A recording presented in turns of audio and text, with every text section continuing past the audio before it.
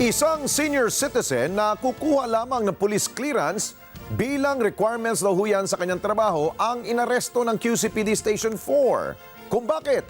Alamin natin po kay Jim Tejano. Inaresto ng mga tauhan ng QCPD Station 4 ang isang 64 anyos na lalaki habang kumukuha ng police clearance alas 11 ng umaga ng December 5 ngayong taon. Ayon sa otoridad, nag-hit ang pangalan ng suspect habang kinukuhanan ito ng impormasyon. Hanapan natin siya kung nakapag-post na siya ng bail niya, provisionary bail niya, kung nakapagpiyansa na siya. So far, wala naman siyang napakitang proof na nakapag-bail siya. Dahil dito pansamantalang hinold ang suspect upang i-validate sa Crime Information Reporting and Analysis System o CIRAS nang magpositibo. Dito na isinilbi ang warrant kay alias Totoy, hindi niya tunay na pangalan. Bali, itong kaso natin na to is rape through sexual assault. Nangyari po to sa Baguio City.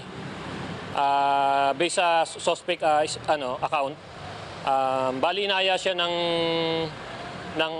pamangkin ng partner niya na magpamasahe. And then, sinunod naman niya, pero accordingly sa kanya na hindi naman daw niya ginawa yung akusasyon sa kanya. Sa statement ng PNP, tumutugma sa naging pahayag ng suspect ang umano'y paratang sa kanya. Depensa naman ng suspect, walang katotohanan ng lahat ng iyon. Wala pong katotohanan talaga. Ayun po, yung inilot ko na, etc. Katawan, siyempre, pag inilot mo yung tao, hahawakan mo, di po ba? Likod, bewang. Naglalaba po yung pamangkin ko. Naglalaba po yan.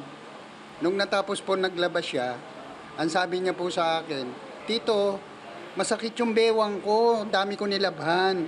Tsaka yung paa ko, sabi niya, pwede bang pakihilot mo ko? 2017 nang mangyari ang umano'y paratang sa kanya. Yun din anya ang taon na bumaba siya ng Maynila, simula makipaghiwalay ang kinakasama nito.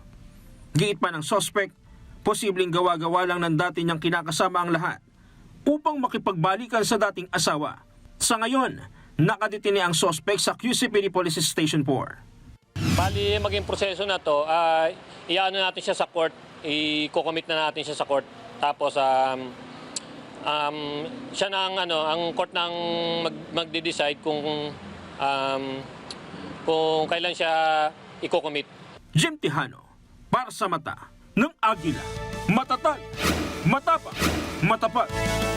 Maraming salamat sa inyo pong pagsubaybay sa Mata ng Agila Primetime. Para malaman ang matatag, matapang at matapat na mga balita, i-follow lamang at mag-subscribe sa @net25tv.